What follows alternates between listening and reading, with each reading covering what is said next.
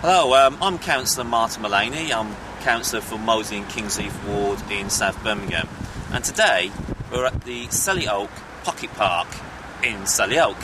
And just want to get our bearings. Behind me is the Bristol Road. You can just see the traffic going past. And just immediately to the left of the screen is the back of the Aldi supermarket. Now today I just want to talk about Selly Oak Pocket Park, its history, explain, and we're going to talk about graffiti, that's obviously the subject matter. I want to explain the different types of graffiti, graffiti tagging and graffiti art, and also explain what's happening here, because at the moment the police are coming down and arresting a lot of the kids, and yet this has been a graffiti place since 1984. So first of all, some background history. This place was all redesigned in 1984 and had two graffiti artists located in this old Victorian building here, which you can see all covered in graffiti tags. Now, by having them here, they managed the place. They kept all the graffiti under control. Anything that got onto benches, onto lamppost railings, or onto all the buildings, they cleaned off and told the kids not to do it, and kept the place tidy. They then moved on in the late 80s, and basically the place is now an absolute eyesore. I mean, look at it, you can see the old Victorian building covered in tags. All of them are what you call tags, they're not art, they're tags. Again, this building here at the back of a fish and chip shop, it's just gone mental. You can see how the kids have, I don't know how high they've got, how they managed to get up there, but on the ladders, but there's all tags everywhere. Now, I accept, and I'll be honest, it's an eyesore, but my concern is that potentially we're going to throw the baby out with the bathwater. We do need to keep the place under control, we need to keep it tidy, but there is some good graffiti art here. Now, I just want to show us an example here. This has just appeared in the last week. You can see with the silver background, and again with the yellow US, TSU, and with a cartoon character. That is what you call graffiti art. That's not tagging, it's graffiti art. Behind it on the Aldi wall, that's tagging, and that's what we don't like. It basically it ruins the whole genre, it pulls graffiti art down, and there is artistic merit. So what this person's done, this was done in the last week. Moving further down, again, what I want to also say is get some background to what is graffiti art and graffiti tagging. Graffiti art and tagging originated in New York in the 1970s. So all this is based on the New York scene. If you'd been in Britain in the 1970s, all graffiti was football based. You know, you had Man United are the best, Birmingham City are the best, blah blah blah. Now, kids, what they do, they get a tag, a signature, and their objective is to get in as many places as possible. And the more outrageous places, the more respect and kudos again in the community. Graffiti art is different. The kids or the teenagers will actually sketch on a piece of paper their art. They will have studied the New York scene, and then they will spend a considerable amount of time and expense, because to do one of these pieces costs about £50 to £75 doing the graffiti art. Now, what I'm saying here is, look, let's try and get this park back under control, get it managed properly, so it's nice and tidy and welcoming, kick out the graffiti taggers, and then focus on the art. I mean, for example, in Moseley, a lot of the graffiti artists in Moseley will not come down here, because the problem they say is the place has been taken over by taggers, gangs of kids who mug them for their mobile phones and for their spray cans. So they go all the way down to Leamington Spa.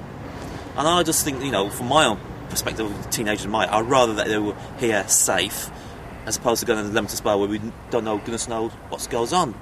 So first of all, what we're going to do, I'm just going to point out where we're going to go next. We're going to take a cut in the camera. We're going to go at the top there. It's called the main wall, and that's where the main graffiti artists work. And these are blokes in their mid-20s. And I just want to sort of say, look, there is, put over how it is actually, there is art and some thinking behind what they're doing. So we're going to cut now and move up there. Right, here, we're now at the main wall where a lot of the graffiti artists do most of the work. And we're going to generally just talk through the different styles that are being used here. Again, I just want to emphasise that a lot of those styles are based on the New York scene. First of all, if you look at this one, this is a purple one. Now, what's happened in the last week, the taggers have come up and tried to deface a lot of these works of art. But you can see here, someone in blue has tried to deface. But in the purple, a lot of the... First of all, if you look here, you've got the Lost Generation. You'll see this recurring a lot. TLG, Lost Generation. This is a crew who do a lot of the work along here. They're all in their mid-20s. All got normal 9-to-5 jobs. And if you come back here, Ernie. Now again, TLG here, the silver one here. That says TLG. Again, what they're using here is quite an advanced technique called wild style, where the words and letters almost merge into each other. The blue one here. Again, this is done by the TLG and the Gifted Few. Now, these are the names of the artists who do a lot of work here. Now, these are all Mosley based. So you've got Cosby, Mex, you've got Minx. That's one of the few female graffiti artists in Birmingham. You've got Monty. He was one of the original Gifted Few. And this is Agent. In fact, originally the Gifted Few consisted of just 3 graffiti artists: Agent, Monty, and Hoaxer, who still do work here. So here you got in the centre you got TLG. Again, you got Hoaxers. This is Hoaxer. He again lives in Moseley. This is his website, hoaxer.com. And again, moving on to here. I mean, again, this is wild style. And the thing about wild style, it's where you get the letters and they merge together, and you use arrows and interlinks. It can be very difficult to read. I mean, a particularly good one, and I'm very impressed by this style. This is this one here, this green one.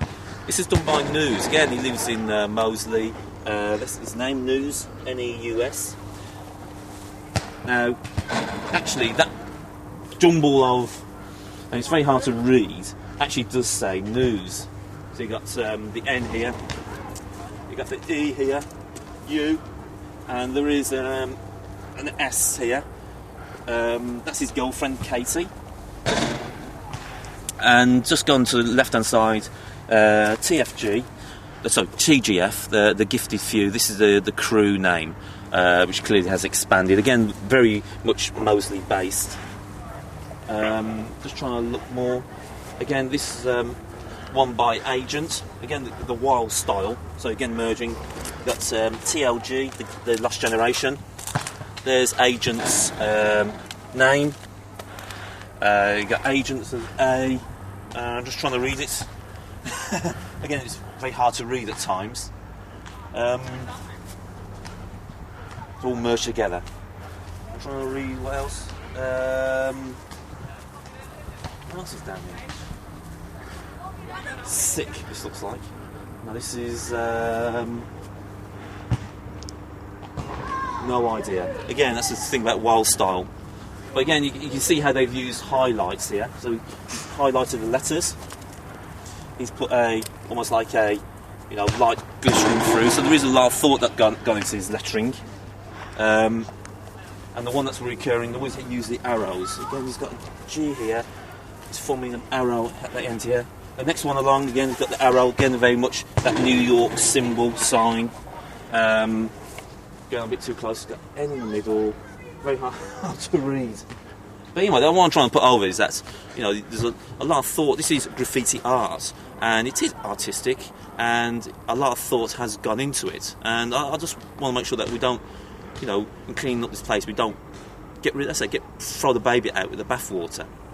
Thank you.